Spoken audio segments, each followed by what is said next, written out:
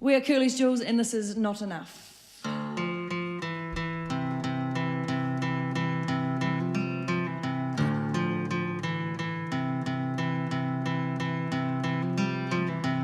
You wrote me stories, testimonies of the things you lived. You were the dagger, my pillow, my cross. Reminded solemnly of things before, the way it was back then, back then. I can be your lighter in the dark. I can be your cover in the storm. I bent over backwards, inverted my spine. I'm now twisted enough for you.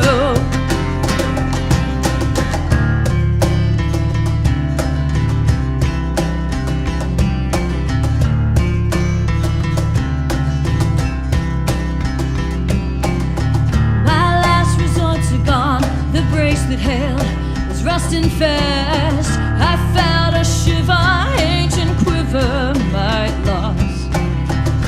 The dignity has leaked away, distantly existing. She's flailing still, disaster on the floor.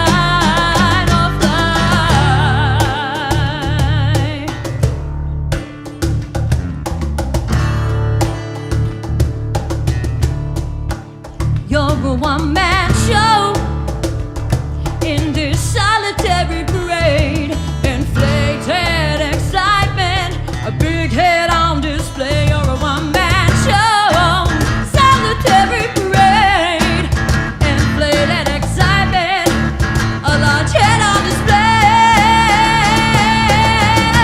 I can be your lighter in the dark.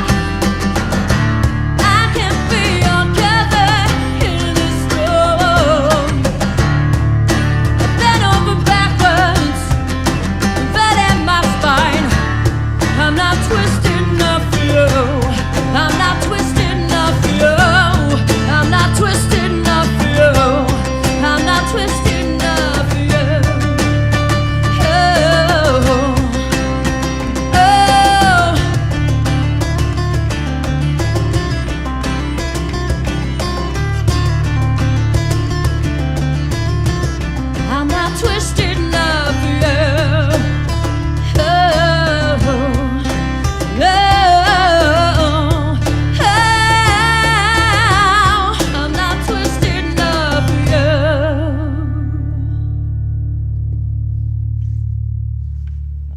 What's up guys, I'm Francis and welcome to Stories and Sound. Today I'm here with Curly's Jules. How's it going? Good mate, good. How are you? Oh, can't really complain. Pretty good. Inside in this nice little apartment when it's fucking raining outside. Yeah, impressed with ourselves to be honest. Yeah. Let's get some intros. Who are you guys? Yeah, we're Curly's Jules. We're a rock band from Wellington. Yeah, I'm Aaron. I play the guitar in the band. I'm Janelle. I sing and fling about with the guitar. Hey, I'm Corey. Just play the drums. So. Just play the drums, yeah. Andy and bass, yeah. Just play the bass. Just play the bass. First off, we'll get to sort of know a bit about you guys, alright? So just tell us about your sort of musical journeys as far as like what got you into music initially, both listening and playing. Yeah, man. Well, I grew up in a musical house. My mum's a music teacher and I've had music around me since I was, knee-high to a grasshopper pretty much. And then, just played in school bands and, got into rock music and stuff. Yeah. And, What sort of bands got you into wanting to actually play music? In the early days, of stuff like Jimi Hendrix and Deep Purple, stuff that Dad used to play on the record player, and then went into the good. grunge That's scene. a good one to start with. Yeah, definitely, man. And that then went into Pearl Jam and Yeah. Nirvana and all that kind of stuff. And then, That's it. yeah, man. Musical journey. I was raised in pubs, and so there was always a jukebox, so that was my thing. Oh, yeah. I get to go and play on the jukebox. So I listened to stuff like Tina Turner, and my dad into Shirley Bassey and all that sort of thing, and Duran Duran. But I didn't know I could sing until I was around about 18 and auditioned for a show, and thought I hadn't gotten in because I couldn't find my name on it, and I got the lead, and I was like, oh shit! And then that's how they were like, you can sing. Oh, true. Yeah. May as well do something with that then. Yeah. So that's how I ended up doing anything musically related. What did you audition with? What was the? Oh, it was for the Three Musketeers. Oh, I have no idea what song it was, but I was going for a D'Artagnan. I wasn't going for D'Artagnan, but ended up playing D'Artagnan, who was a woman pretending to be a man. Oh yeah. Yeah, it was a delightful time. Yeah.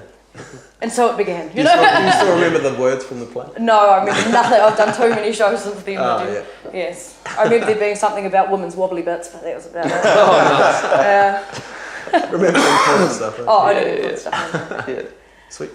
So my uncle was in a band, drummer and stuff, and I just grew up looking and idolising him. He was just, so got influenced as a young kid. But it wasn't until I was late teens that I really started taking the drums seriously and trying to play them, and just went from there really. So What sort of music did you start kind of playing along to? A lot of like Faith No More and Pearl Jam, Soundgarden, bits and pieces like that, and then working away, trying different things and stuff. You know, for sure. Someone told me once the best way to learn how to play drums is to play along to the things you like listening to. Yeah, so that's the way to stay interested, eh? Yeah, exactly. Learn the stuff you're actually interested in, not just like, all right, now this is like beat one. Yeah, exactly. Yeah. I just want to be like him, so exactly. try again. So that's pretty much Because how. on guitar, the first thing I learned was the start to Seek and Destroy by Metallica. Oh, there you go. Just because it just sounded Great mean. intro. I was just like, I just want to learn bits. Yeah. And since then, I've just learned intros to songs. Really cool That's intro. good, just get them interested enough, and then just Now I'm kind of a little bit bored now.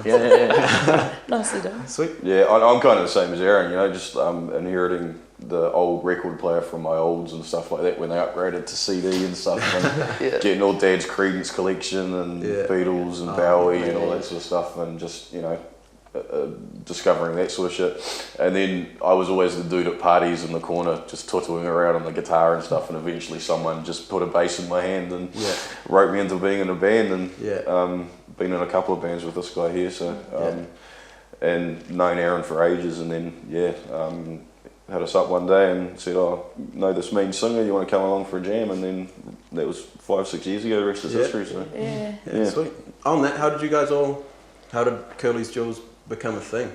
Like, what's that sort of origin story? Our origin was about 6 years ago, and we started out, Aaron, I just put a thing out on Facebook one day because I wanted to sing some stuff. Yeah. And I put out and said, anyone want to jam? I just want like some rock covers or something, and this one said, yep. So we did that for a bit, and that was cool, but then we kind of started integrating a few songs that I'd written earlier on, badly, on guitar, because Aaron's really good at guitar, it made it sound really cool. Started a lot better than it did. Way better than I had going on, man. Because I don't know if you noticed from all our stories, but none of us are trained musicians. But so we just did that, and then decided we wanted to actually do a full rock band of it. It was quite mellow stuff back then, but and so Aaron knew these fellas and said, oh no, these two fellas are pretty sweet. And go on then. I don't think I even turned up to our first rehearsal. no, you didn't. I did that prima donna. I was like, I haven't Just keep the music right and I'll just show up. You guys sing all that, I'll come and do that. No, You so sound that was I'll cool. walk in and I'll just go. I don't know if y'all were too keen when you knew it was a lady singer, right? No, so that's sort of how it all rolled, and now it's been 5 years together, the four of us, and so good. Yeah, me. Yeah. How's the sort of sound, like you're saying it was a bit mellow to start, how's it sort of changed and developed over those 6 years? It's kind of got a bit heavier, eh? Yeah. I think. Like we started off just writing, I don't know, What did you acoustic, you know, because I'd driven from acoustic guitars. Yeah. And then we sort of played a few of those songs for a while there, and then started to jam out more. And then we sort of used drop D tuning quite a bit, and that sort of made our songs a bit heavier. It's just Yeah, naturally. It just happens, eh? You know. Was that because you got kind of lazy? You didn't Exactly. Yeah, just the one finger does the job, mate. I'm down with that. It makes me look like I can play guitar sometimes. Yeah, I suppose when we first hooked up, they had a bunch of songs that they were playing that they had and they brought to the table, so we just sort of learnt that, and then after that, when we started writing together and stuff like that, it just sort of progressed into this sort of evolving thing. So. Ever-changing kind of thing, especially over that amount of time. That's right. Yeah, definitely. It's going to be a bit boring if we were the same as what we were when we started out. It takes a while to discover your sound though, as a group too. That's right. Yeah, but we still play some of our older songs in our set today. Which is pretty crazy. Like our single, one of the singles off our recent EP, that was one of the first songs that Janelle wrote. Like this is before the band. It's been with you for ages. What song is that? Bastard Fate. Oh yeah. Yeah. It's Nice. Old, man. Yeah. Like there's a lot though that are. But then as we're talking about the evolution of things, they sound cool. Like they don't. I mean, to us, they sound old. You know, for me especially. You've been playing it for a million years. Yeah. But then it sounds like it's a whole different beast now from what it was when it started, which is great. That's how it should be, you know, because we all sprinkle a little flavour on it, and you know, and it changes. So it's cool. Yeah. Has that song itself changed much since you brought it to the table and to where it is now? Yeah, and even in recording, that's always quite an interesting process because you kind of get stuck in one way of playing stuff, like you say, like because we kind of just huff songs together and we go, yeah, it sounds amazing, right? Like chugging along, you know, and that's cool. But then when you sit down and actually break it down and go, oh, that could kind of be cool, like we change it up a bit, and so you don't get so set in your ways because no one else has heard the freaking thing. So you know, like instead of thinking to ourselves, oh, we've always played it like that, so we should probably keep playing it. Yeah. There's why? Who the heck's ever heard it? You know, that's why it's good having those trusted ears come in and go, actually, maybe if you just play the end of this chorus a little differently or something like that. And that's so valuable too. And that's where we've been lucky, like with TK, who Troy Kelly, who produced and stuff our EP, and he was really helpful in that way with all of us too, in our different parts and stuff. You know, gives you your creative freedom, but it's nice to have that outside ear, especially on an older song. Definitely. It's kind of like you're the driving force, and then he just kind of steers it a little bit. That's right. Yeah, totally. And it's cool when you've got someone that you work with well and like you know who understands how you roll, kind of, I guess. Yeah, so it's cool. Yeah, sweet. So what is your guys' sort of favourite part of being in a band? Is it kind of that writing process, or is it that sort of just jamming with your mates, or is it actually getting an EP and actually like recording and stuff? Oh man, it's the whole thing. But for me, it's like the people that we meet along the way. Like we've met some awesome people, some amazing bands, and like some of the bands that we gig with is like, you know, I'd go to their show even if we went on the bill kind of thing, you know, and I'd watch them over an international act sometimes. So, but for me, it's totally the people. Yeah. Obviously the performance side as well. Yeah. Because we're all a bit prima donna. Everyone's got an ego who wants to be on the stage, right? Yeah. I mean, but the thing is, as humble as you want to be, and as much, you know, you don't want to be a wanker. No one wants to be. Otherwise, who wants to work with you anyway? Exactly, But you know, we're all in the same boat, doing the same thing. It's cool, you know. Yeah, it's cool fun just jamming with GCs and coming up with stuff that we like primarily, and that other people like it and want to see it as a bonus. So want to listen to it, sweet as it's all good. It's like even if no one showed up, you'd still be like, it's happened plenty of times, man. every band goes through, you know. Dude, everyone, it's a hard time to be in music. You know, it really is. But we still love it anyway, man. We have such a good time. You know. We're lucky that we get along as well, you know. True. We haven't had any like Axel slash fights or anything like that, so we're pretty lucky, you know. Yeah. Keep reminding me of that, bro. You sound like make it sound like I'm pessimistic. Never. No, but it is. It takes the people away. But I mean, it's also the performing and getting tick off bucket list items as well. Like we've gotten to do shit that you never. Personally, I would never have expected to have achieved some of the stuff that we have. You know, like it was never kind of in the game plan. It was just like love playing music. Be nice if people wanted to bother hearing it. That's right. Pretty cool if I can work with people who aren't dicks. Like you know, and it's a pretty cool process, man, and pretty exciting the whole way through. So you gotta love it. Yeah, for sure. This is Tara in Disguise.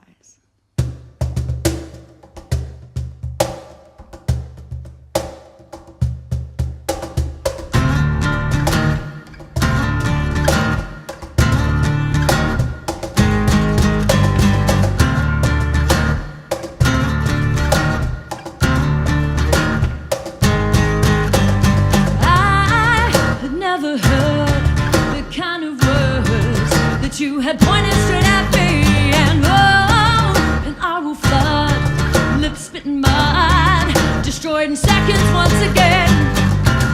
I guess I shouldn't blame you. You are yourself. You don't know how to be anybody else. Restless rage, an open cage. The locks are broken once again. This is the last time you knock the queen down from her throne.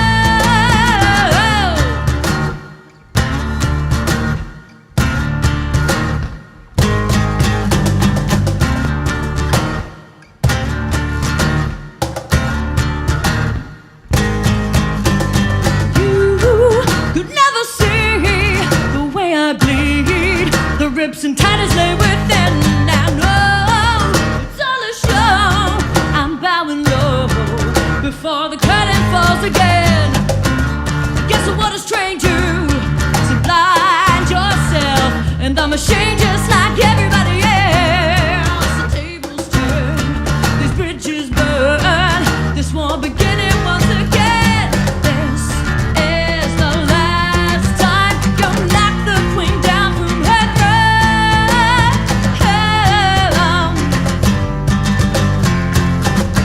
Too busy adjusting your crown, you never stopped to recognize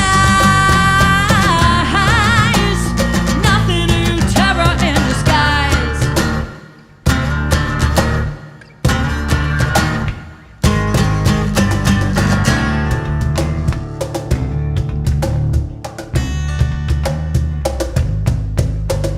There could never be sincerity. Too many demons on delay. Behold, the great unknown. I have a vote. Never again. This is the last time you knock the queen down from her throne.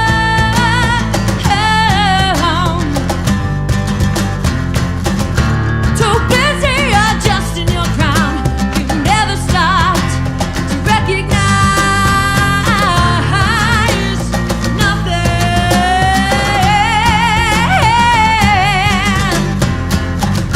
Too busy adjusting your crown, you never stopped to recognize nothing new, terror in disguise.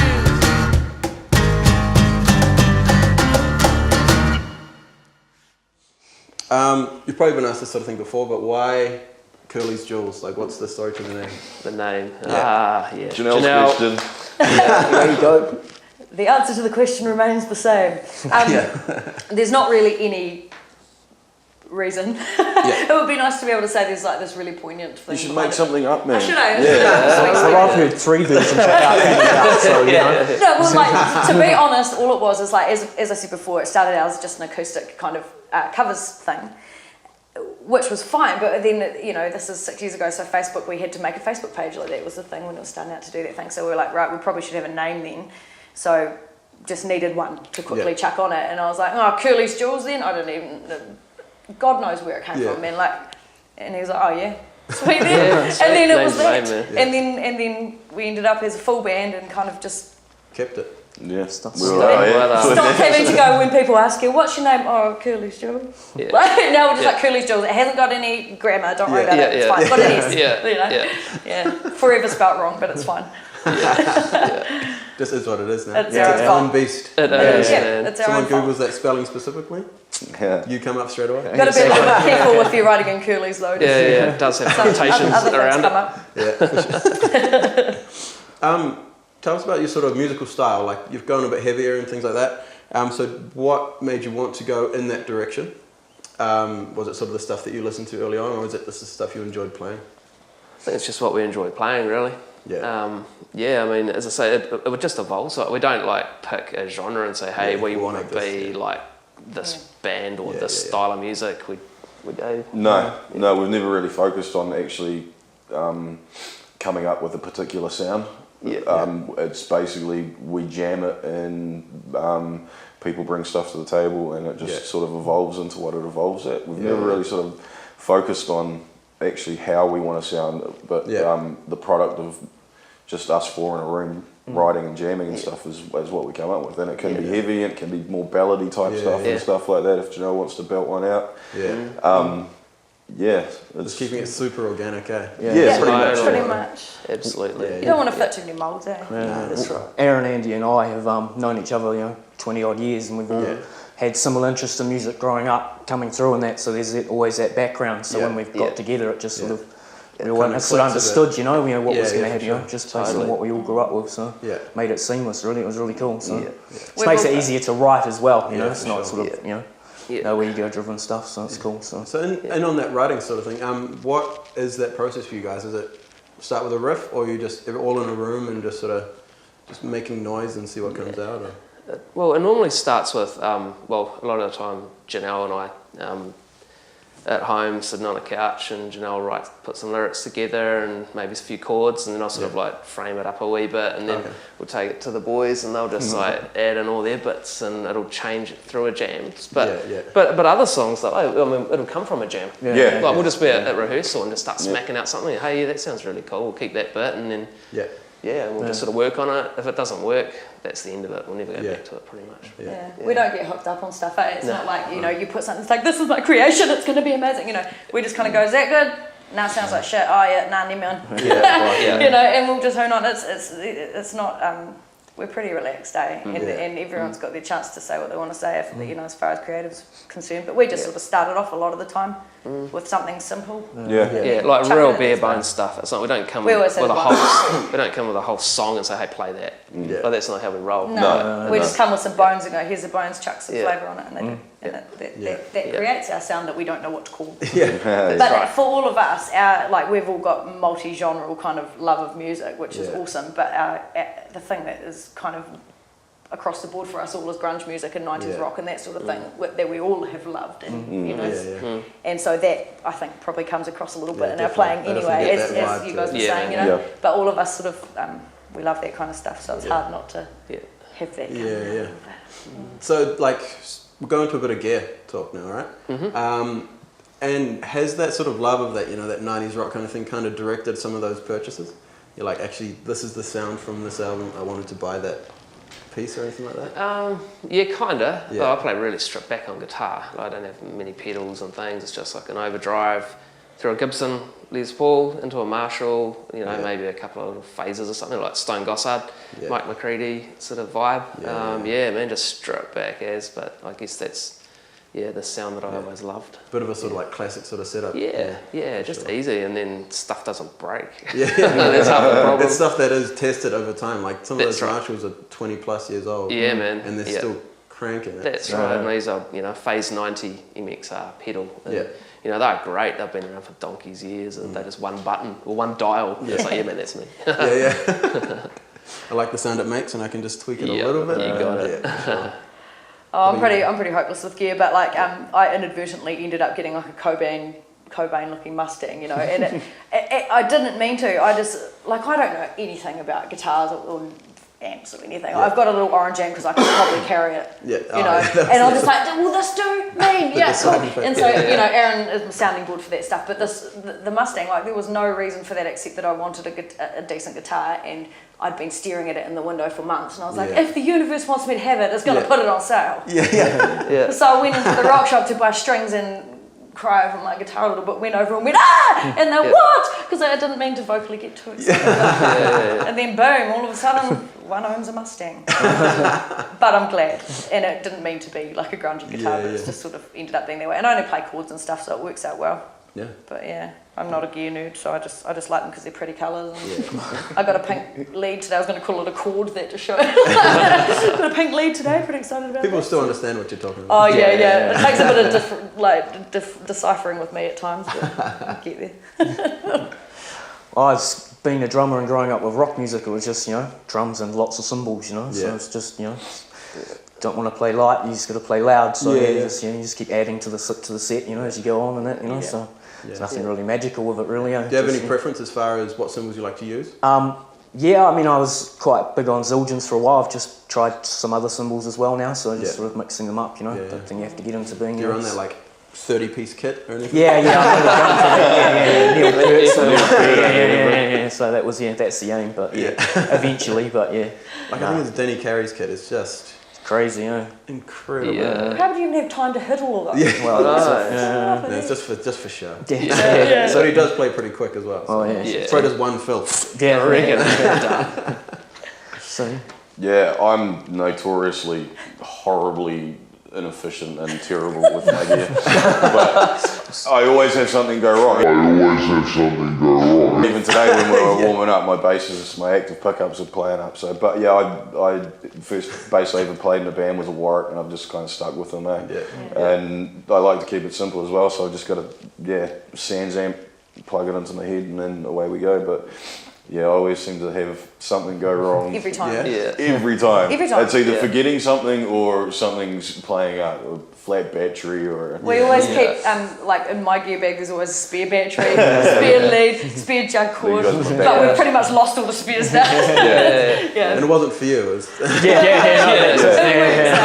works out. backup Yeah. plan, We just yeah. know to everybody else expect. backs up for you. Pretty much. We just know to expect. We make it work. Yeah. It's fine. Yeah. But I get play. Yeah, man. Sweet. So you guys just released the Skin We Shed EP. Yep. How long have you guys been working on this? Sort of the songs involved and sort of, because I know a few came from previous releases. Yep. How many came like fresh from this process? Probably There's a 6-tracker. a 6-tracker, yeah. So we had like 2 of the songs from a previous demo record that we did. 3 spankers. 3 was it? Yeah. Yeah, 3 brand spankers. Yeah, and 3 brand new ones. And just sort of, we did a single called Terror in Disguise probably about a year or so ago, and we added that on as well as a bonus track. Oh, nice. Yeah, so just so it had a little home. Yeah. You know? Otherwise it was just kind of sitting on Exactly. its own. Yeah. Which in today's climate is fine. It is, Yeah, yeah. it's a whole That's different right. way to release Yeah. things these days. The intention was we were only going to do 1 or 2 songs, but we ended up just thinking, well, might as well do a record. Yeah. Yeah. Yeah, for sure.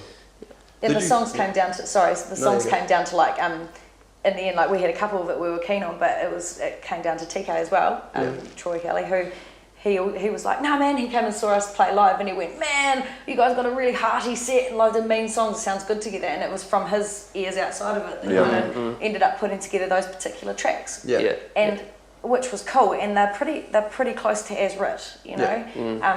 Tira being a single earlier than that had a fair bit of wiggling and jiggling happen to it, which was great. It helped us as songwriters, eh? Yeah, I think like the whole pro aspect of getting into a proper studio and doing shit for real. Meant, you know, especially with someone looking in on our sort of catalogue, if you like, taking the songs that were sort of most reflective of us as a sort of a band and stuff like that, and not really worrying how old they were or anything like that, just going through that process of getting something that represents us in a little bundle sort of thing. You know? Yeah, for sure. Yeah, so it's quite cool. Yeah. Did you guys sort of piecemeal it together as like record each layer individually, or do you sort of do a full band recording and then maybe lay a vocal on top? Well, yeah, we started out, we did drums and bass. Well, we were all in a room basically and just recorded.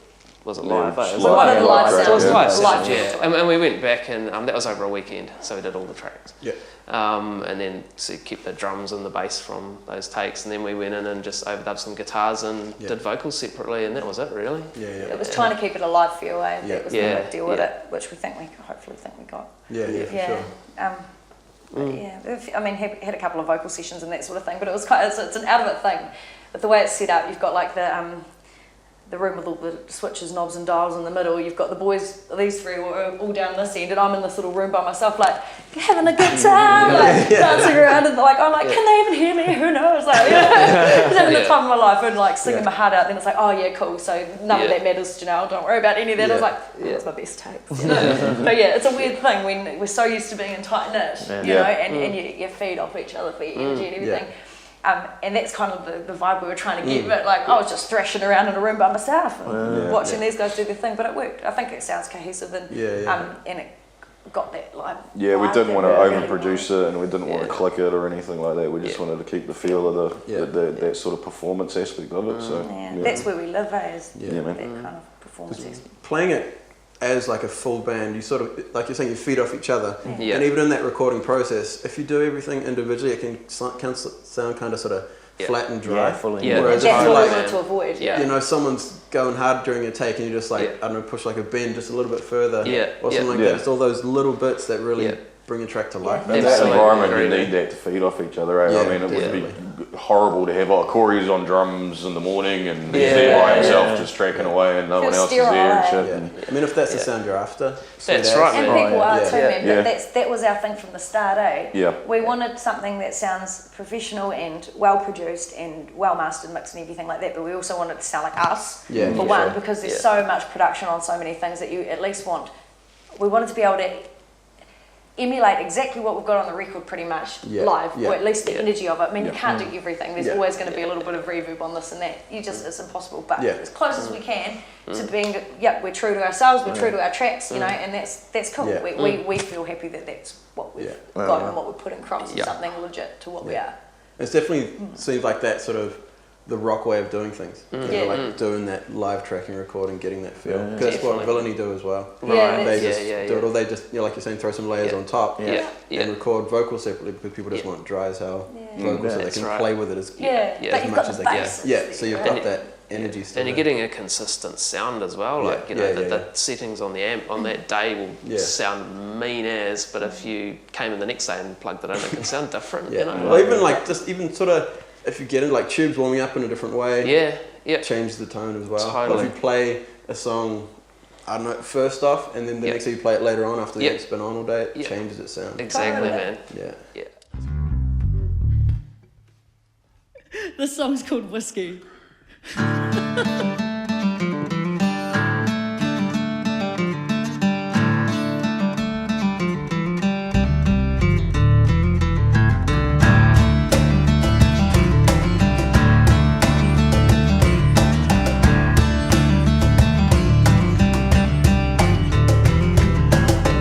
I see you staring from the corner of the room, baby. Wonder what you are thinking. I'm a different person through this thick layer of skin, through the swearing and the drinking.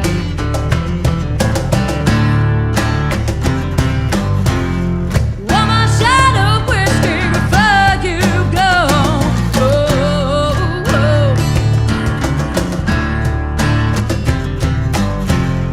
No more talking about tomorrow.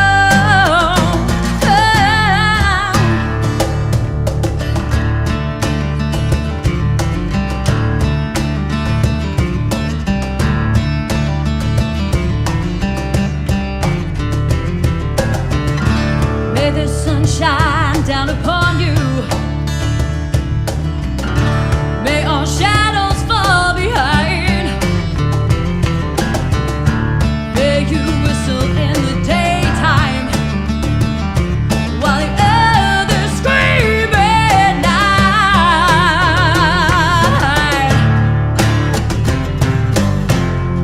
One more shot of whiskey before you go.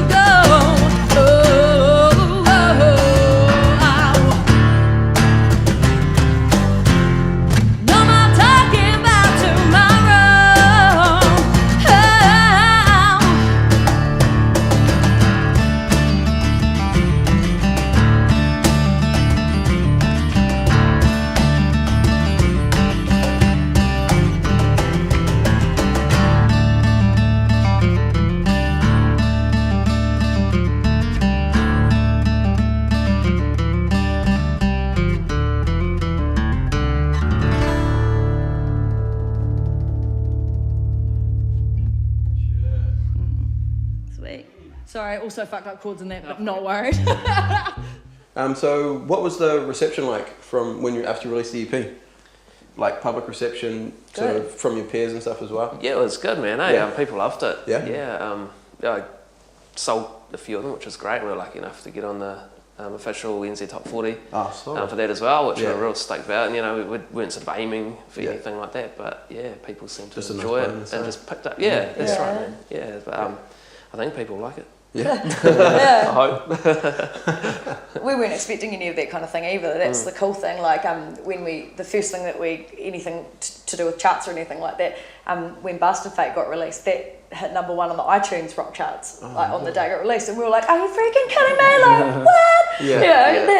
That's unexpected stuff. That's icing on the cake, man. Like we love doing what we do, but holy crap, that's like little bucket list stuff that you never have It's thought. just real cool. And then for the album to get into Heatseeker and that as well, we were like, "What?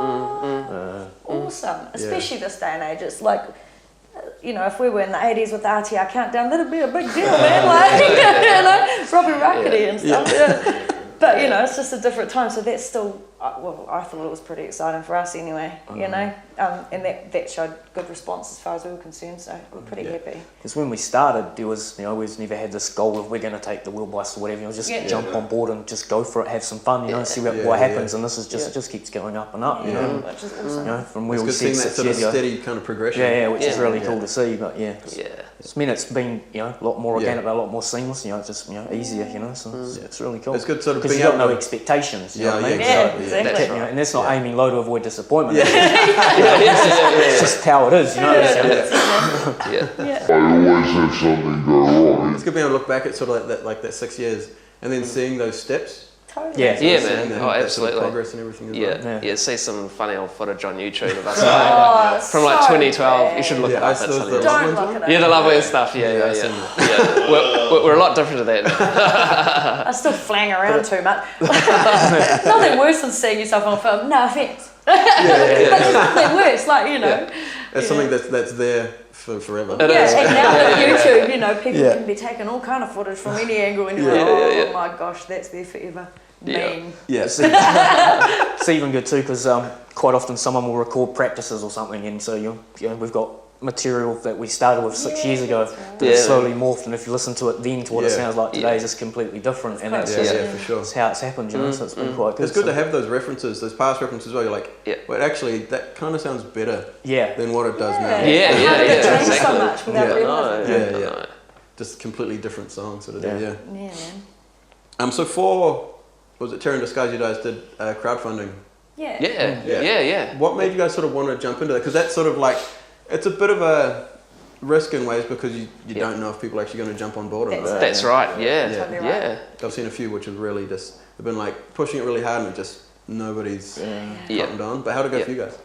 It was real good. Yeah, man. Actually parted with some of their hard end, which was A lot of it. So supportive too, which was good. It's a kind of a weird thing because at some aspects it sort of feels like a handout, you're sort of chucking it out and all that sort of stuff. But at the same time, if people want to support us, which is massive, I think with the quality of the production and the recording and all that sort of stuff. I think we paid it back with that sort of stuff. Because it's definitely, it's money going directly to you guys to actually get the product. That's right. We couldn't have done it without that. No. And we were like, oh, well, give it a hoon, see what happens. And also we had a whole bunch of people saying to us, man, you guys, we will help you, we'll support you, and we thought, $5 here or there would be me. All these people, man, like, of all ages and from all over the place, are like, $100, and we got over what we had expected. It pretty much paid for the single, mastering, all that stuff, and most of the video as well. That's which right. was like, whoa, man, we weren't expecting to get that blew much. us away. Yeah. We're Very extremely so lucky with the support we've got, man. Totally. Honestly, and even to the point where we'd love to record another single soon. That would be great, but it's all money, and musicians in New Zealand don't have any of that. So, which is the truth, So, and even.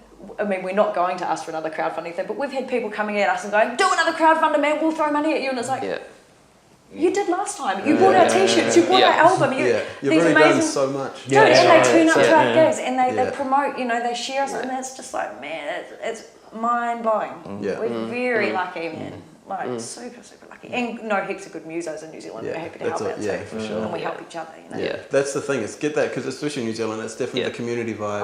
Oh, For sure, man. Yeah. Absolutely. It's Everybody's in the same boat, going through Yeah. the same struggles, really. Exactly, So yeah. any help, you know, Yeah. going to other band shows, like you're saying, like preferring to go to local stuff over the international. Yeah, man. Yeah. And we've said before, you know, with local shows and stuff, there'll be, I mean, there's heaps of gigs on in there, and Wellies. we'll all either be at those shows or at least one of us will be at those shows. You Inadvertently, know, it like, just happens. yeah, and we're not because I would think we have to, because we enjoy it. Yeah. You know? It's a passion of all awesome. of ours. Yeah. It's you know. so cool to see people just going nuts on stage and enjoying themselves, man. You know. Yeah. And there's always got to be someone who gets up first as well, you know, like people are too scared to make their little circle. Yeah. So, you know, these guys aren't really into their hardcore dancing. But, like, you always have someone, you know, it's good to have someone who knows what it's like, get up and at least stand at the front, even if we just doing the old head And it nod. does Yeah, feel man. that it brings come people forward. in. It Yeah. does. And it's a friendly face often, Yeah. you know, if it takes a while, especially for first bands on sometimes. Oh yeah, then Yeah, that man. sort of having somebody, because I've had people say, I don't know, because I go to a shit ton of shows. Yeah. And then they've played a bigger stage, Yeah. and then I've been sort of up front, and they're like actually seeing you there, like that Yeah. familiar face. It's a It actually focus, takes man. those nerves back a bit. Yeah, right. Absolutely, man. Like even on tour, like when we're playing our set, we've got like, you know, I'm an advanced Criterion.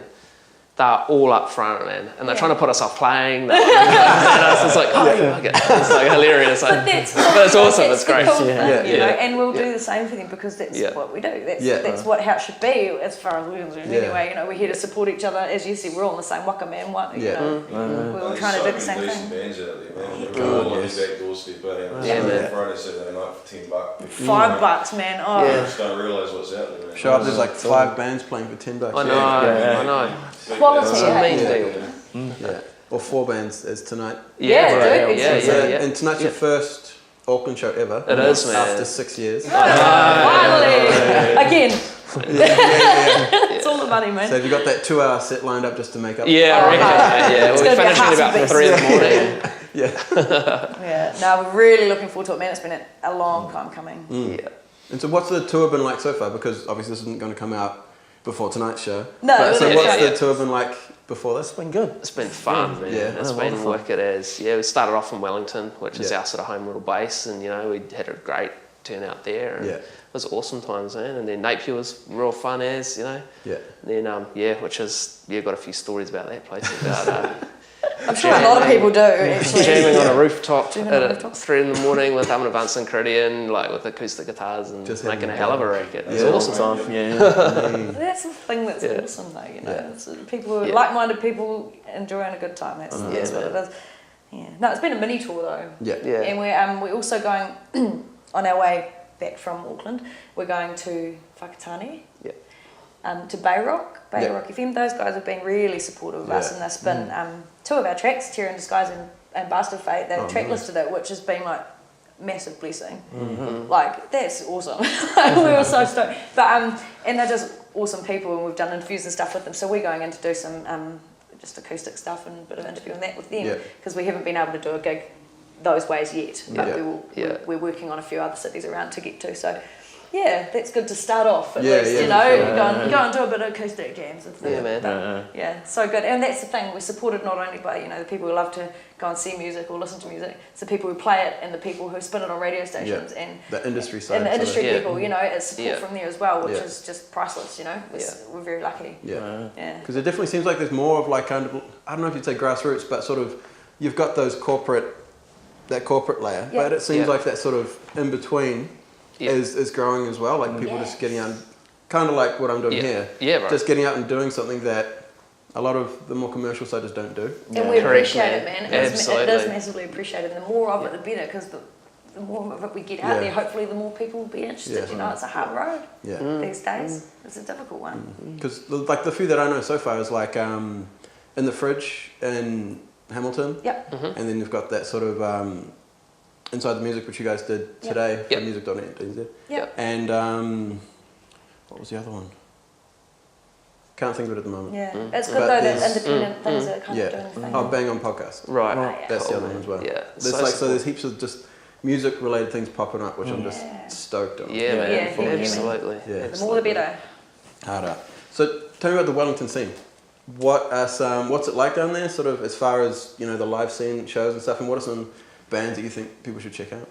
Yeah, man. Oh, live scene's awesome, man. You know, like, again, we've had the whole thing about venues closing and stuff, but at the end of the day, if there's bands playing, there's normally people there. And that whether that's in, like, Porirua, whether that's in the Hut or even in the city. Yeah. You know, but bands, oh man, there's heaps of cool bands around it. Yeah. There's heaps of cool bands. Different vibes as well, like there's a lot of metal down there, a lot of heavy, real hardcore rock Because scene. Valhalla's based like a Valhalla, pretty metal. They Which play is cool. everything, but metal, metal It's, predominantly. yeah, and you know, there's all the dub stuff in that, Yeah. which is always been big in Wellington. But yeah, I love it down there. Yeah. Yeah, and you know, I think the other Auckland bands that we gig with, when they come and visit, they always have a good time. So yeah. Kind of hard everywhere though, eh? Like it's a different. You think about things now to what they were 10 years ago, even, and it's hard to get people in the door. But even so, we get people in the door generally, you know. Yeah.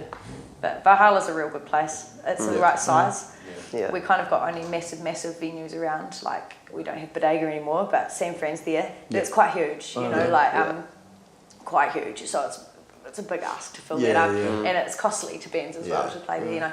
Which it's a great venue, but you just really got to have a lot of punters there. But Valhalla's a great size. Okay. Yeah. And but we're super lucky also. We've got our sort of home stomping ground is a bit of an underground venue that is going to be more and more around, I'm sure, coming up because of all the venue closures. But we're so lucky that we've got this area that's our home, and it's all set up. Yeah. You know, we have amazing gigs there, and we get to practice there as well. Oh, For a PA that's all set up, Yeah. so Sweet. it's brilliant, and the support that comes from that as well. Yeah. So very The cool. punters who show up there are there for music as well. Yeah. They know what they're getting into. Yeah.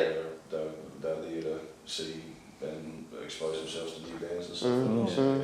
And a lot more people coming into that kind of environment too to try and it's that rock scene that we all collectively in New Zealand are trying to build up. As we were saying before, you know. Yeah. But it's that rock scene we're all trying. So it's getting. I think it's getting better. Ebbs and flows, It's quite hard, but. Always up and down. But yeah, I mean that's all we can do is all keep striving to get it cranking, Yeah, for sure. We're so starting that rock revolution up, man. Like keep it cranking, everyone. Don't lose the love. Yeah. Sweet. So what do you guys got planned for 2017?